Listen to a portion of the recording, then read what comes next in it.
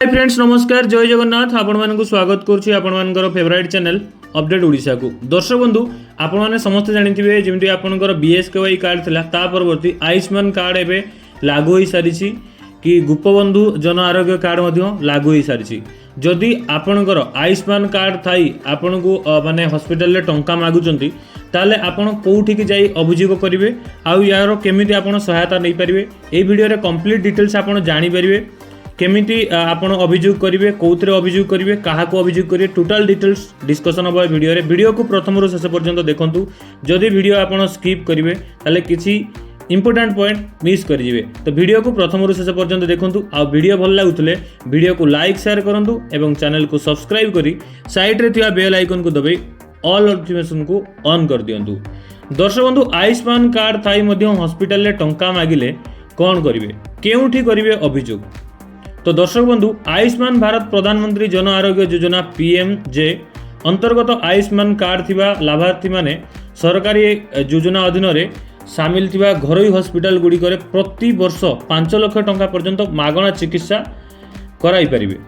किंतु केतेक मामला रे आयुष्मान कार्ड थाई मध्य हॉस्पिटल गुडी को लाभार्थी ठारू टंका मागुथिबा अभियोग सामना को आसुची। एपरि परिस्थिति रे लाभार्थी कौन करिवे एवं केउंठी अभियोग करिवे आसतु जानी नेबा। दर्शक बंधु आयुष्मान कार्ड थाई टंका मागिले आपण कौन करेंगे कौटी अभियोग करेंगे क्या अभियोग करेंगे। आयुष्मान भारत योजना एक संपूर्ण मागणा योजना अंतर्गत योजना सामिल रे हॉस्पिटल गुडी करे चिकित्सा पाई कोनोसी टंका देवाकू पड़े नाही। जदि कोनोसी हॉस्पिटल आयुष्मान कार्ड देखाई एले मध्य टंका मागुची तेबे एहा योजना नियम उल्लंघन करुच्ची से हॉस्पिटल। तो यही परिस्थिति रे आपण माने बहुत सारा पदक्षेप नहीं पारिबे जेमिति कि हॉस्पिटल रे आयुष्मान मित्रंक सह जोगाजोग करंतु। जो हॉस्पिटल रे आयुष्मान मित्र जो अछंती आपनकर तांकू आयुष्मान मित्र सह जोगाजोग करंतु। योजना अंतर्गत प्रत्येक हॉस्पिटल रे एक आयुष्मान मित्र डेस्क रही थाए। सेमाने लाभार्थी को मागणा चिकित्सा प्रक्रिया बुझाइबा एवं समस्या समाधान करिया पई दायी माने सेथिपाई सेमानकु रखाई से जगार। प्रत्येक हॉस्पिटल रे जो हॉस्पिटल रे आपनकर आयुष्मान कार्ड रो माने बेनिफिट दिया जाए से हॉस्पिटल रे आयुष्मान मित्र डेस्क अच्छी सेठी आपण जाई आपनकर कंप्लेन फास्ट आपण करिया को पड़िबो। कंबाइना सेमानकु एइथपाई रखाई कि आयुष्मान कार्ड विषय रे आयुष्मान कार्ड रो कोन कोन लाभ मिलियो सेमान सेठी बुझिया पई गुटे डेस्क करा जाय। हॉस्पिटल टंका मागुथिले प्रथमे आयुष्मान मित्रंक सह कथावार्ता करंतु।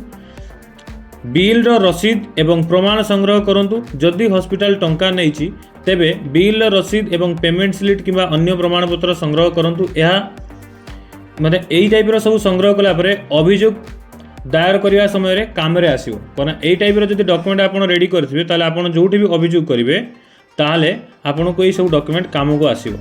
अभियोग आपण कोठी करिवे जदि आपनकर हॉस्पिटल रे आयुष्मान मित्र सॉल्व करि पार नांती ताले एटा आपण कोठी अभियोग करिवे। आयुष्मान भारत योजना रे अनियमितता किंबा हॉस्पिटल द्वारा टंका मागिया भली समस्या पाई आपण को माने बहुत जगह अभियोग करि परिवे। आयुष्मान भारत रो हेल्प नंबर को आपण कॉल करि परिवे जोटा कि 14555 किंबा 1800 4444 नंबर रे कॉल करी आपण अभियोग मध्य दाखल करि परिवे। ये एक टोल फ्री नंबर सप्ताहर समस्त दिन 24 घंटा उपलब्ध रही है। ये नंबर आपड़ केतबेले भी कॉल कले ये कांटेक्ट करेंगे आपणकर कंप्लेन करेंगे। अभियोग दायर समय आपण आयुष्मान कार्ड नंबर हॉस्पिटल रो नाम एवं घटनार विवरणी प्रदान करने को पड़ो। जमीक आपन को हॉस्पिटल ना आपणकर आयुष्मान कार्ड रो नंबर तार रसीद तार पेमेंट स्लिप जहाँ जहाँ सब होती सब डिटेल्स से लिखित भाव में देवाक पड़ो। जदि आपणकर एथिरे भी सॉर्ट आउट किछि हेई पारु नाही ताले आपण ऑनलाइन रे मध्य ताकू अने कंप्लेंट करि परिबे। जातीय स्वास्थ्य प्राधिकरण एनएचए द्वारा परिचालित पीएमजे शिकायत पोर्टल माने जोटा अछि आपण cgrms.pmj.gov.in माध्यम रे आपण ऑनलाइन मध्य अभियोग दाखल करि पारे सब डिटेल्स सहित से आपणकर पेमेंट रसीद पेमेंट स्लिप आपणकर रिसिप्ट आपणकर प्रेस्क्रिप्शन सब जिनस देकी हॉस्पिटल ना देकी आपण करि पारिबे। पोर्टल रे लॉगिन करी आपणकर समस्या विवरणी देई एवं आवश्यक डॉक्यूमेंट देई अपलोड करी आपण अभियोग को मध्य रुजु करि पारिबे। जदि ये माध्यम रे भी आपणकर ये होनी तापरे जिला अभियोग निवारण कमिटी रे मध्य आपण याकू କରିପାରିବେ। ପ୍ରତ୍ୟେକ ଜିଲ୍ଲାରେ ଆୟୁଷ୍ମାନ ଭାରତ ଯୋଜନା ଅନ୍ତର୍ଗତ ଏକ ଅଭିଯୋଗ ନିବାରଣ କମିଟି ରହିଛି। ଆପଣଙ୍କ ଜିଲ୍ଲାର ସ୍ୱାସ୍ଥ୍ୟ ବିଭାଗ କିମ୍ବା ଜିଲ୍ଲାପାଳଙ୍କ କାର୍ଯ୍ୟାଳୟରେ ଯୋଗାଯୋଗ କରି ଲିଖିତ ଅଭିଯୋଗ ଦାୟର କରିପାରିବେ, ଯେଉଁଥିରେ କି ଆପଣଙ୍କୁ ସଲ୍ୟୁସନ୍ ମିଳିବାର 100% ଚାନ୍ସ ଅଛି। ତାପରେ ଆପଣଙ୍କର କମନ୍ ସର୍ଭିସ୍ ସେଣ୍ଟରରେ ମଧ୍ୟ ଯାଇକି ଆପଣଙ୍କର ନିକଟସ୍ଥ କମନ୍ ସର୍ଭିସ୍ ସେଣ୍ଟରକୁ ଯାଇ ଅଭିଯୋଗ ଦାୟର କରିପାରିବେ। ସିଏସ୍ସି କର୍ମଚାରୀମାନଙ୍କୁ ଅନଲାଇନରେ ଶିକାୟତ ସେମାନେ ପୋର୍ଟାଲକୁ ଯାଇକି ଆପଣଙ୍କ ପାଇଁ ଅଭିଯୋଗ ଦାଖଲ ମଧ୍ୟ କରିପାରିବେ।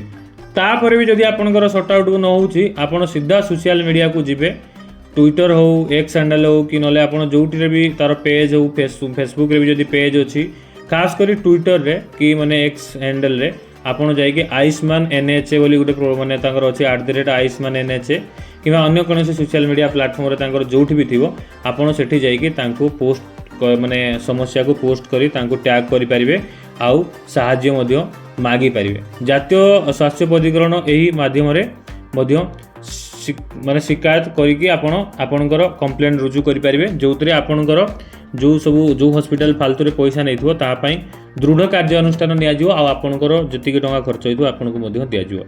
ଏପରି କିଛି ଅପଡେଟ୍ ଏବେ ସାମ୍ନାକୁ ଆସିଛି। ଯଦି ବହୁତ ସାରା ନ୍ୟୁଜ୍ ଭିଡ଼ିଓ ଭାଇରାଲ ହେଉଥିଲା କି ଏହିପରି ଲୋକମାନଙ୍କୁ ହସ୍ପିଟାଲକୁ ଗଲେ ତାଙ୍କଠୁ ମାନେ ଆୟୁଷ୍ମାନ କାର୍ଡ଼ ଦେଖାଇଲେ ମଧ୍ୟ ସେମାନେ ସେଠି ଚିକିତ୍ସା କରୁନାହାନ୍ତି, ତାହେଲେ ଆପଣ ଏହିପରି ଜିନିଷ ସବୁ କରିପାରିବେ। आशा करुँच दर्शक बंधु यही भिडियो आपको किसी गोटे इनफॉर्मेटिव टिप्स मिली। जदि भिडियोटी भल लगी भिडियो को लाइक शेयर एंड आपण सांगसाथी मानक शेयर करूँ भिडियो को, ताकि जार भी ये टाइप प्रोब्लेम हो सी गोटे सॉल्यूशन करि परियो। आज रही जय जगन्नाथ।